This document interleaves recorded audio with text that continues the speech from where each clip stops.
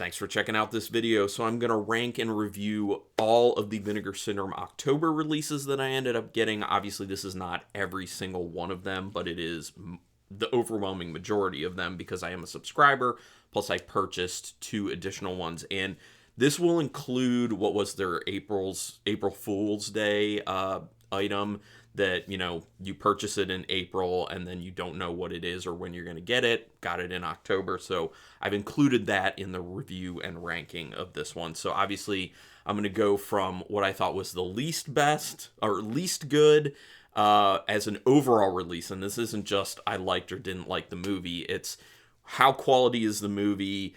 Also, special features are included in that, just the new special features that have been added by Vinegar Syndrome, and also any essays are factored into that as well. Also, if it's like just a release of 1 movie or 2 movies or whatever, all that stuff gets factored in to figure out what is, in my opinion, the best for the month. So the last one will be the best, obviously. Now, I may look a little different.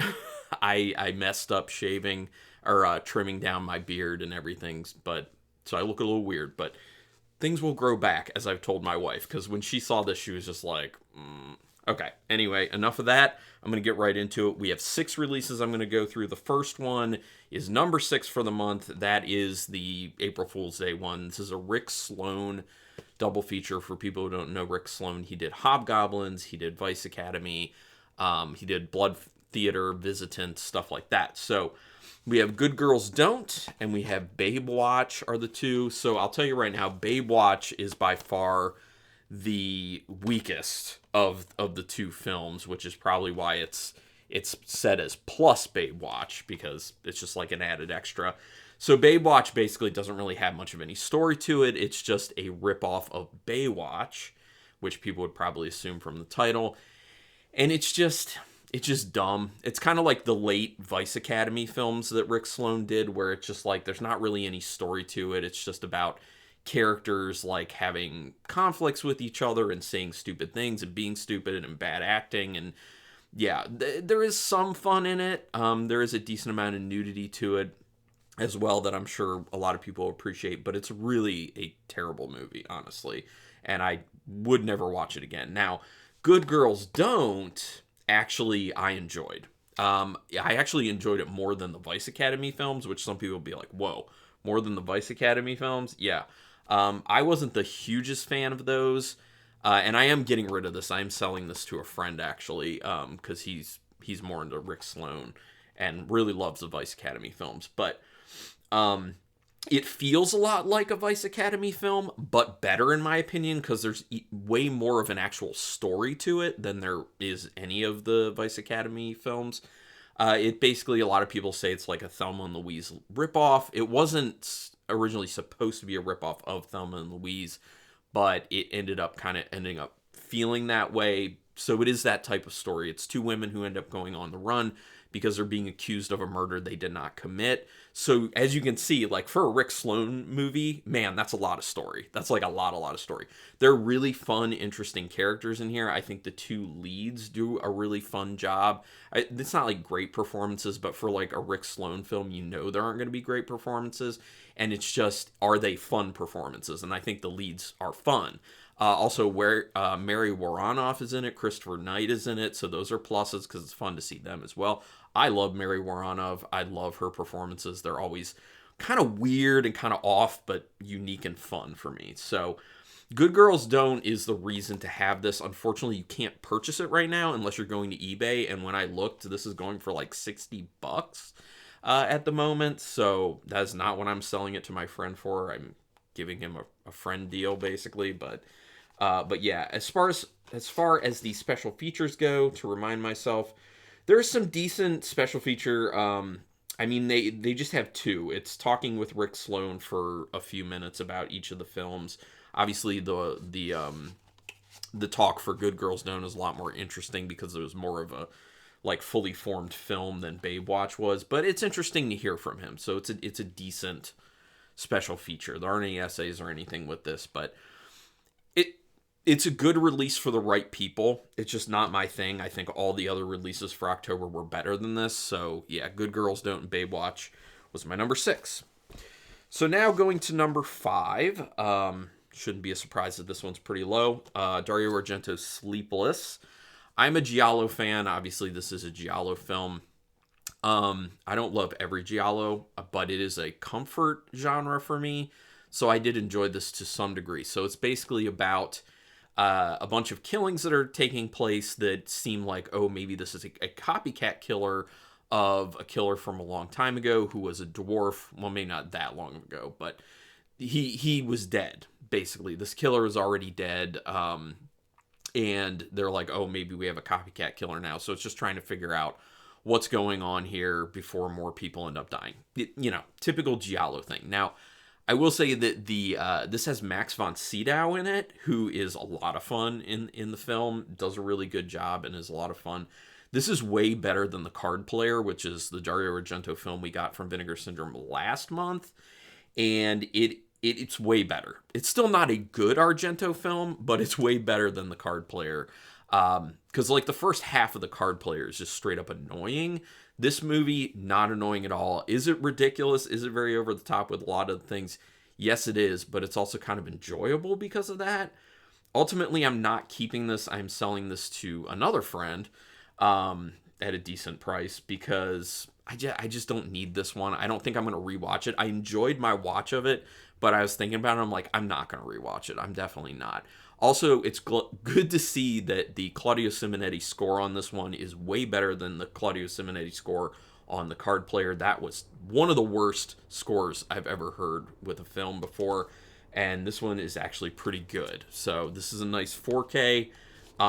It looks phenomenal. That's one of the things that really hit me. When I started watching this, I was like, it's breathtaking how good the restoration of this film looks. That's one of the other great selling points for this. It looks amazing. There are some good special features on it, a decent amount too, so I think they did a solid job. I like the special features more on this than The Card Player, honestly, although there are some good special features on that one too. It is pretty good. Oh, Sergio Stivoletti interview. There's some great practical effects, some really gruesome kills in this movie, so if that's the type of stuff you're looking for with these types of films, it's relatively fun. It has great gruesome kills. The pacing is not good, though. That's one of the biggest things that was my deciding factor. I'm not going to keep it, but Dario Argento's Sleepless was my number 5. All right, coming into number 4 is one that I had this ranked even higher in my interest, and it ended up dropping because it's not as good of a film as I wanted, but I love the setting of it. So this is the 4K of the film Ruby, which has Piper Laurie in it, first of all. So that's a great plus. Love Piper Laurie, always phenomenal. So the story on this one is a gangster who ended up getting killed in the 1930s, and it was a question of like, was he set up? Because he ends up getting killed by his own gangster buddies, and then fast forward many years later, his mistress, who he was killed in front of, played by Piper Laurie, is kind of losing it mentally. She owns a drive-in theater, which is one of my favorite things about this film, that it's set at a drive-in theater. I love that. And you get a lot at the drive-in. She's employing a bunch of these gangsters at that point, and then all of a sudden there's supernatural things happening, and a bunch of these people end up dying, and it's kind of a question of what is actually going on here. Is it going to end up becoming like a slasher, or is there actually something supernatural happening, or what is really going on? And getting down to the truth of one main thing with this film. I don't want to give it away for people who want to see it. It's a pretty decent movie. Again, though, much like Sleepless, very bad pacing, unfortunately. The deaths are not great. Some of the acting is not great, but like a fun not great. If you are a fan of just seeing a drive-in theater setting in films, which I am, you would enjoy this film. So for now, I am keeping this film, but I might not because that pacing is pretty bad. But overall enjoyable. The end in particular, like the very end of the film, is actually a lot of fun and really good, and that's kind of one of the things I keep thinking about why I may be keeping it. So Ruby is my number 4. Number 3.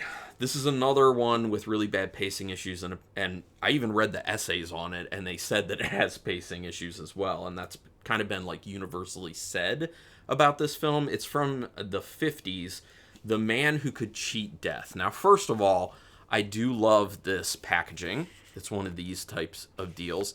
And on my haul video, I said that I wish that there was different artwork on the back, but I just wasn't registering at that point that it was the inverse of what was going on. It looked like it was, to my eye, my brain wasn't, unscrambling it.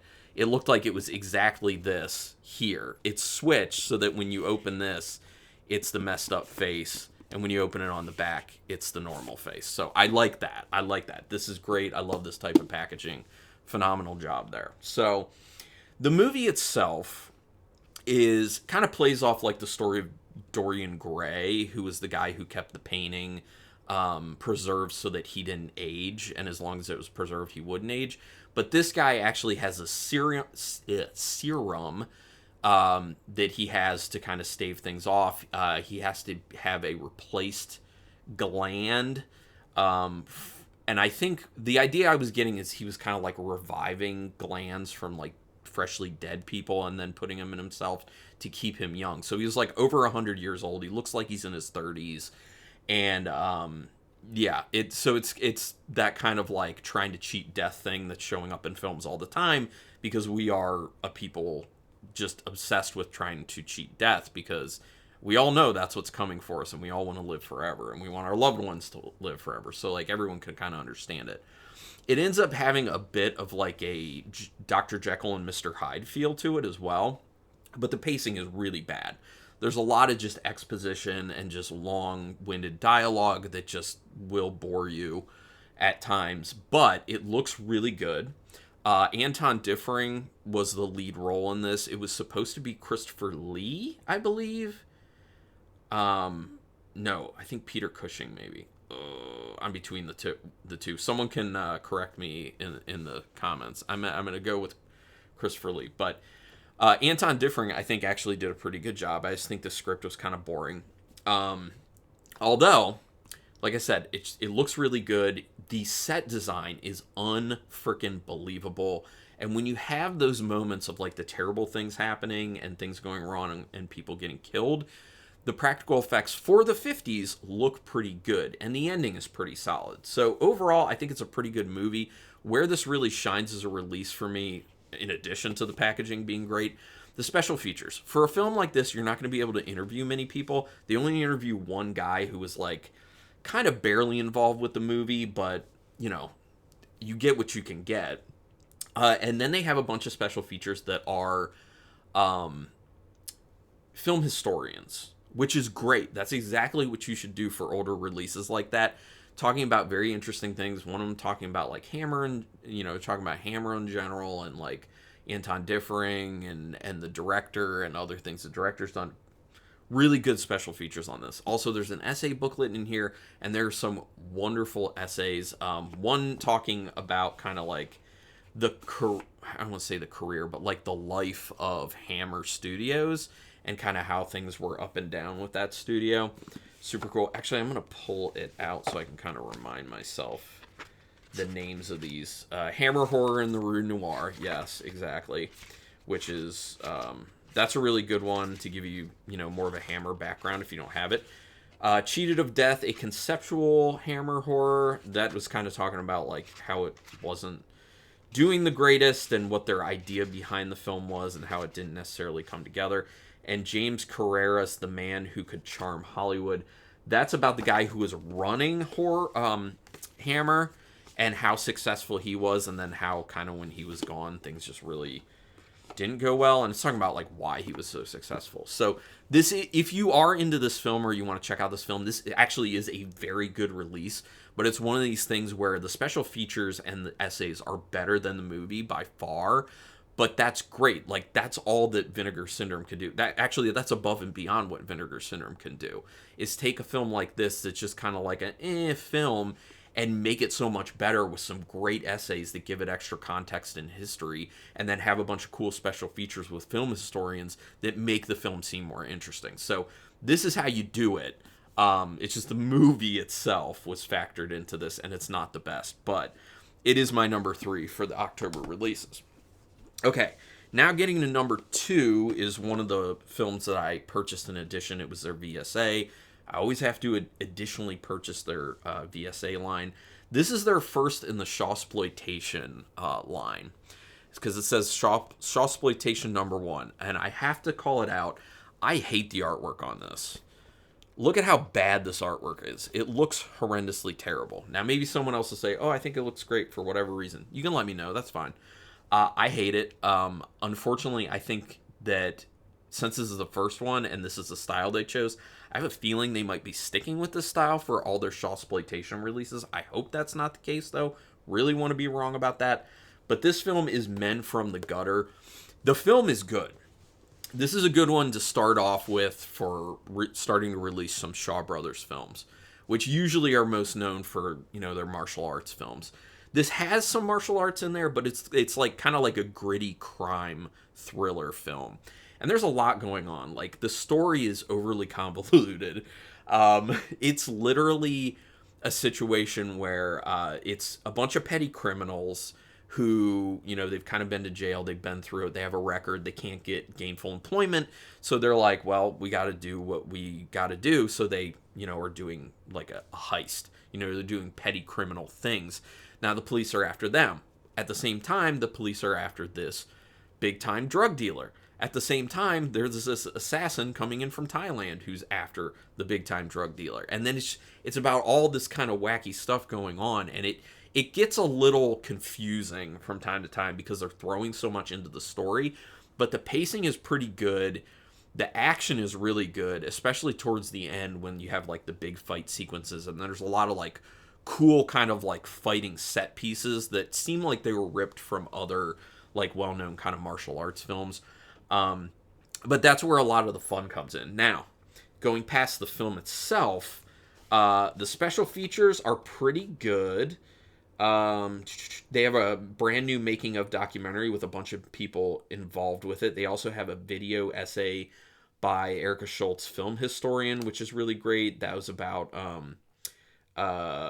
Jason Pei Piao, who was in a lot of films and kind of like their career and how they ended up being the way they were. And then the essays, which are chef's kiss for the most part. I have to call out Down and Out in West Kowloon by Walter Chaw. It is an essay that by the end of it, I just sat in silence for a few minutes. Just to kind of process and just be in awe of the amazing writing of that essay. It is one of the best essays I've read for, a physical media release. It does a really good job of like giving some kind of like groundwork and history of the film itself and its context in culture. But then by the end of it, it is drawing parallels between what's going on in this film and present day, and also things that have just been happening for decades and decades and decades in society. And it was mind-blowing to me. It literally rocked my world to read it, and it made me reconsider how I could watch this movie, which is wild. So Walter Chaw, I've heard for a long time that Walter Chaw is phenomenal. I think I've only read one other of his essays, but man, what a writer Walter Chaw is. So I was just floored by that essay. That essay alone would have been enough. But then there are other essays in here, including High and Low on Lam Ne Choi's Men from the Gutter, which talks about not only the movie itself, but also Lam Ne Choi and some of his other films that he did, including one that I picked up recently, Rikio, Story of Ricky, which I can't wait to rewatch. And then the other essay in here is, sorry, the writing, the way this is written. Oh, it actually looks clearer on the screen, which is really weird. Maybe it's because it's further away from me. But Unheroic Bloodshed, Shaw Brothers Studio, and Modern Crime Films. So a lot of it, it talks about the crime films as they were done by Shaw Studio, but also kind of the rise and fall of Shaw Studio and all that jazz. So that's really fun educational stuff. So the essay is huge plus on this. Special features a decent plus. The movie itself is also quite good.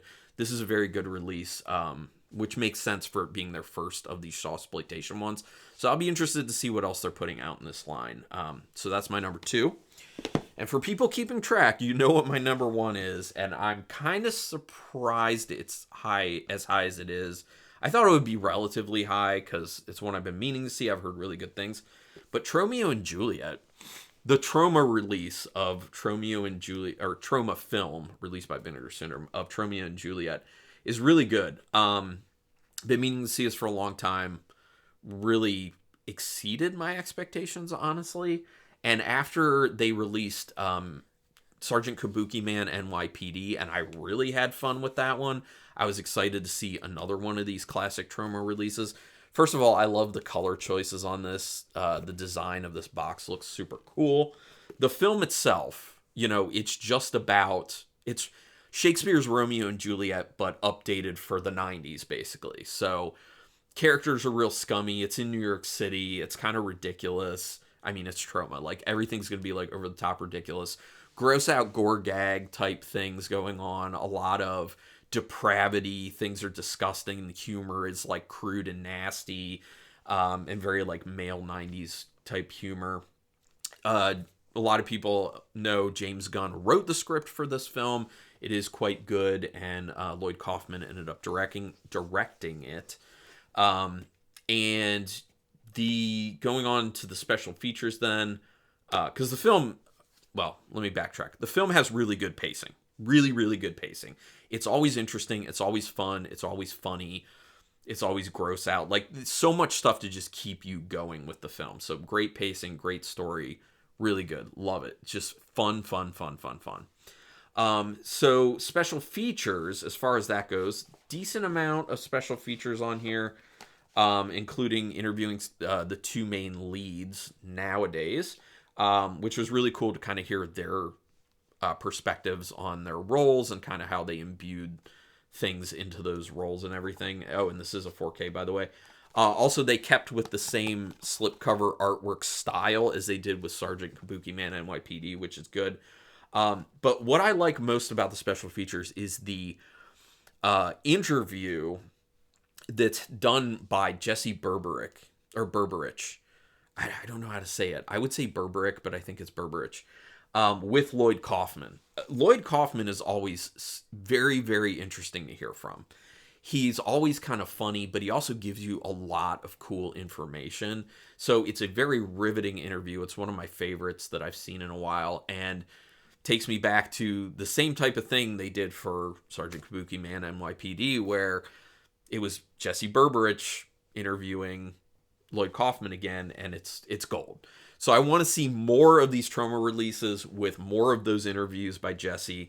And the other interesting thing is that Jesse also has a essay in the essay booklet, which is cool.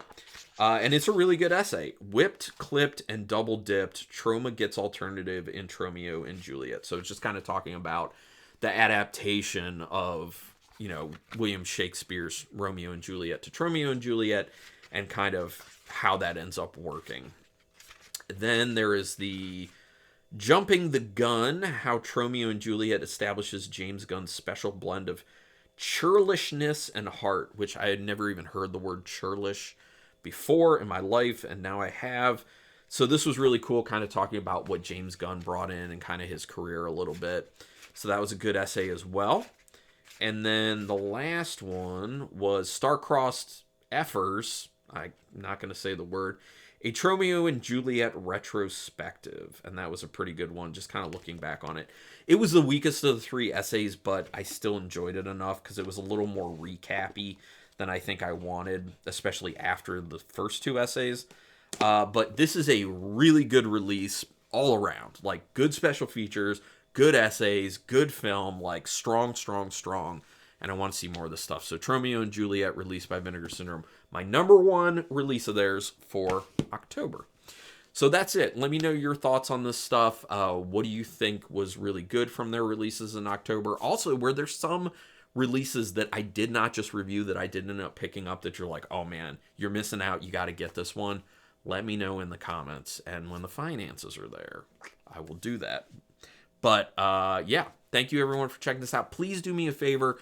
Do all the free things that really help my channel out, which is subscribing, hitting the thumbs up on this video, and hitting the notification bell button so you know when I'm putting up new videos. Watching my videos close to when they came out does help with that YouTube algorithm as well. If you want to get a little more involved, like I was saying, when the finances are there, I can get other stuff. If you want to pitch in a few dollars here and there each month, well, here and there each month, if you want to pitch in a few dollars each month, I have 3 tiers of memberships. There's a link in the description. There are perks for each of those tiers. At the lowest level, you will get access early to my videos, which is great. And some of them, it's like months ahead of time, honestly. But anyway, thank you for taking your time to watch this. I appreciate that. And until next time, keep it brutal.